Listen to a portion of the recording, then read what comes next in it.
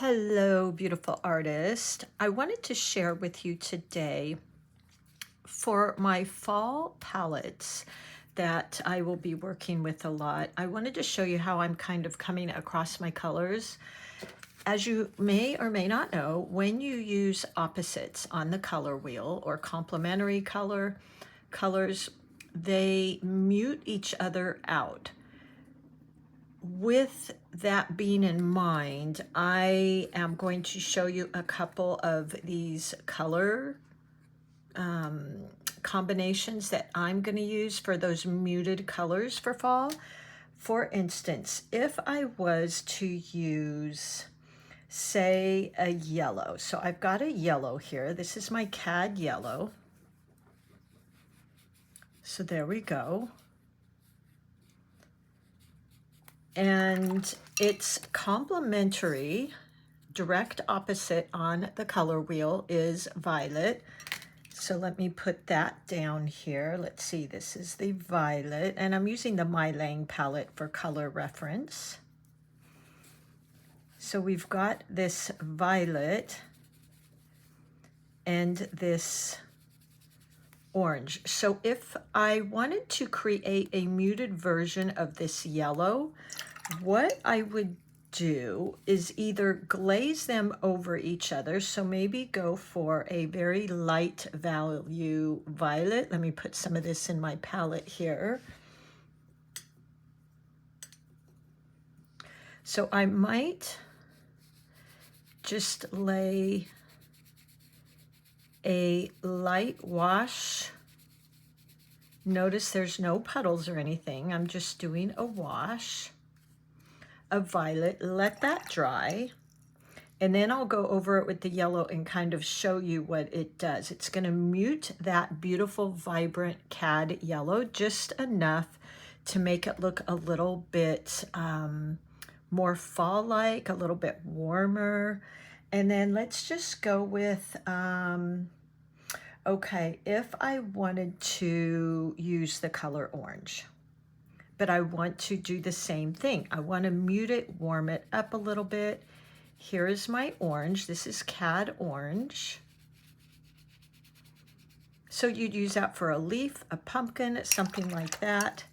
And its opposite is going to be blue. So I'm going to just pick up some of my ultramarine blue. So those are the two colors that together they're going to become this beautiful muted orange. Let me just do a wash. So if I was doing a pumpkin, I might just lay down a wash of this blue, something like that. And you could vary the intensity of that, the saturation level of that. And then I'm going to go over it with that orange. And then let's see, if I was to, here's a popular one used especially around Christmas. If I was going to paint something red, so here's my red.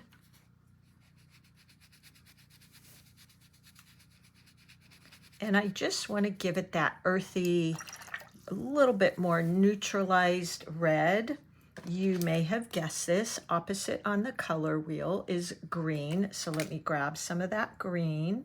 This is the tree green out of my MeiLang palette. So there we go. And then let's just do a nice light wash of that green here. So I'm letting each of those dry. And now I might go over this with a yellow. So say I was painting a leaf and I wanted this beautiful gold color, but just that little bit of muting, that little bit of more warm fall type feel. I might glaze over my leaf with this purple, and then I'm going to pick up that yellow and I can go over it. And you don't want to mix this up too much because you'll reactivate that purple and mix them together, which is okay. And that was actually the next thing I was going to do, is just mix. You could start out with that color. So I could take some of that yellow, mix a little of that brown, and now look at that beautiful muted shade I got. There you go. And you could add more yellow to that. You know, you could play with that if you want a little bit more yellow in there. But adding that purple either as an undertone, which I love the glazes because they kind of have a different luminosity to them. But you could do it either way. Let's go with the orange and now lay a little bit of that orange over that. So here we go. And look at that beautiful muted orange. You could use this for the shadows if you mixed it together. So we've got that orange, and then let's add a tiny bit of that blue. And you've got this beautiful muted shadowy color that you could use for maybe some of the veins in your pumpkin or shadowy areas of your pumpkin. I'm just adding a little bit more of that orangey color.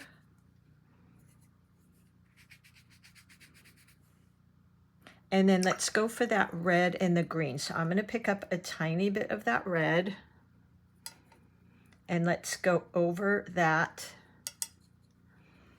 green. Again, you don't want to go over it too much because then you'll just lift it and you'll lose that beautiful glaze, that transparency that you can see. It's a lot more interesting. You can also mix it. So we've got the red here. And then let's mix in some of that tree green.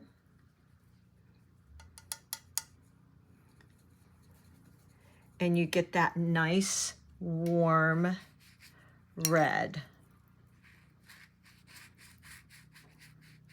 So pretty. So I hope that was kind of fun for you. I love, you know, again, you can mix as much red or green in that as you want, but it gives you this much more muted color. So there you go. I hope that was helpful. Let me write the names of those so that you can kind of remember. But remember, whatever the color's opposite is going to mute it out. So this was a cad yellow. This was a violet, which is directly across from it. This was when they are glazed or layered. And this is when they're mixed. So see how this has a lot more vibrancy. It's much brighter. And when you add the purple, it just gives you this beautiful, softer, muted look. This was our cad orange, ultramarine blue. This is glazed or layered. And then this is mixed together. And you can play with this mixture. So if you want it to look a little bit more blue, just mix in a tiny bit more blue. And then this was our red, our tree green, layered, and then mixed together. So you can use this on all of your elements, even your trees, your leaves, your pumpkins. If you're doing pumpkins, you could use it for acorns. So I hope you use this color and you play with some of these mixes. These would be great for shadow areas. And then these would be great for more intentional placement, like some veins, the creases in your pumpkins, some more defining type areas. But I hope that was fun for you guys. And I use the MeiLang palette. This, of course, is just my fall Artisto pads. I'll make this, you know, kind of a swatch that I'm going to pay attention to. And I think that's it. I hope this was helpful. Have fun, everybody.